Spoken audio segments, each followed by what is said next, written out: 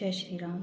वक्री गुरु 11 मार्च 2026 से मिथुन राशि में मार्गी होने जा रहे हैं, जो 2 जून 2026 तक रहेंगे।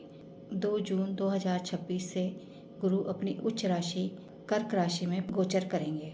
मिथुन राशि बुध की राशि है, जहाँ पर गुरु ज़्यादा कंफर्टेबल नहीं होते। बुध बुद्धि के कारक माने जाते हैं और गुरु बुद्धिमत्ता के कारक, विजडम के कारक माने जाते हैं, जो कि गुरु ही दे सकते हैं। सही निर्णय ले पाते हैं, सही तरीके से सोच पाते हैं, सही मार्ग पर चल पाते हैं, क्योंकि गुरु नैतिकता धर्म के कारक हैं। तो जो भी काम करते हैं बहुत सोच समझ के बुद्धिमत्ता से करते हैं। बुद्धिमत्ता से लिए गए निर्णय हमेशा सही फल देते हैं। अभी कुंभ राशि में बुध अस्त भी हैं और वक्री भी हैं। बुध वक्री और अस्त होता है तो दिमाग सही तरीके से काम नहीं कर पाता। व्यक्ति अपनी ही बातों को सर्वोपरि रखता है, न ही वो किसी की सुनता है, न ही किसी की मानता है, अपने अनुसार ही निर्णय लेता है। लेकिन अब गुरु मिथुन राशि में मार्गी होने के कारण व्यक्ति का दिमाग सही दिशा में चलेगा, सही तरीके से निर्णय लेने में सक्षम रहेगा। व्यक्ति के जो काम अटके हुए थे वो बनने लगेंगे, सही तरीके से बुद्धि काम करने लगेगी। गुरु हमारी प्रॉस्पेरिटी के, विवाह के, संतान के, हायर एजुकेशन के, भाग्य के, विजडम के, कैरियर के कारक माने जाते हैं। जिनके विवाह संबंधित कार्य रुके हुए थे या विवाह नहीं हो पा रहे थे, वो अब विवाह संपन्न होंगे। जो चाइल्ड बर्थ के लिए सोच रहे हैं, उनके संतान प्राप्ति के योग बनेंगे, प्रॉस्पेरिटी आएगी, भाग्य साथ देगा, आर्थिक उन्नति होगी, धन समृद्धि से संबंधित मार्ग प्रशस्त होंगे। कैरियर संबंधित जितने भी मामलों में परेशानी आ रही थी उनमें सफलता मिलेगी। नए काम अगर शुरू करना चाहते हैं, कार्यों में सफलता मिलेगी। जिन लोगों के साथ में विवाह संबंधित परेशानियां चल रही थी उनके मामले सुलझेंगे। जो लोग हायर एजुकेशन के लिए प्रयास कर रहे थे वो इस क्षेत्र में अब आगे बढ़ेंगे।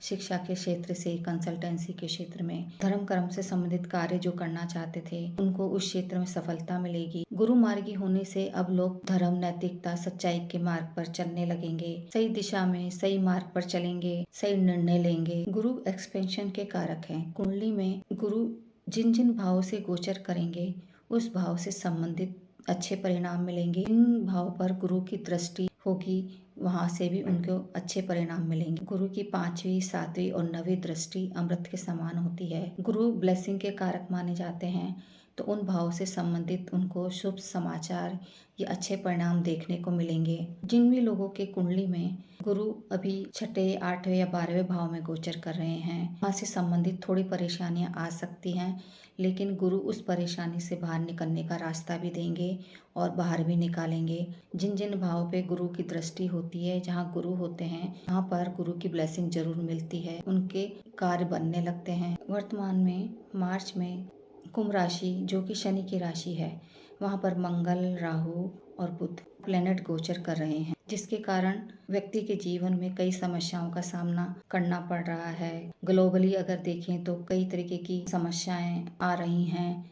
हर जगह दंगे फसाद, युद्ध जैसी स्थिति बनी हुई है, लड़ाई झगड़े जैसा माहौल है, लोगों के जीवन में काफ़ी तनाव है, आर्थिक और भावनात्मक रूप से लोग काफ़ी परेशान हैं।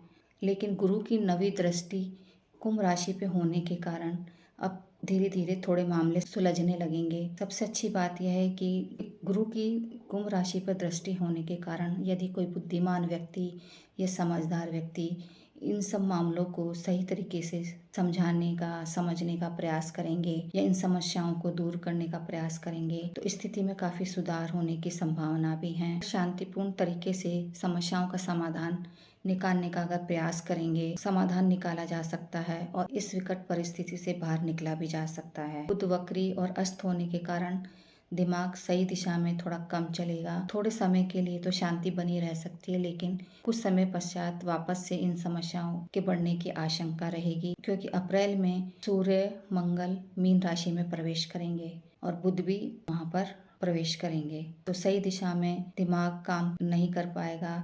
कई तरीके की विकट परिस्थितियां आ सकती हैं, कई समस्याएं पैदा हो सकती हैं। व्यक्तिगत रूप से भी और ग्लोबल रूप से भी तनावपूर्ण माहौल रह सकता है, युद्ध जैसी स्थिति बनी रह सकती है। इसलिए कोई समझदार बुद्धिमान व्यक्ति इस समस्याओं का समाधान करने में कदम उठाएं, बातचीत द्वारा या सही तरीके से निर्णय ले तो इन समस्याओं का समाधान कुछ हद तक निकाला जा सकता है। और आने वाली परेशानियों को रोका जा सकता है। और अगर आप अपनी कुंडली का विश्लेषण कराना चाहते हैं तो आप मेरे नंबर पर संपर्क कर सकते हैं। जय श्री राम।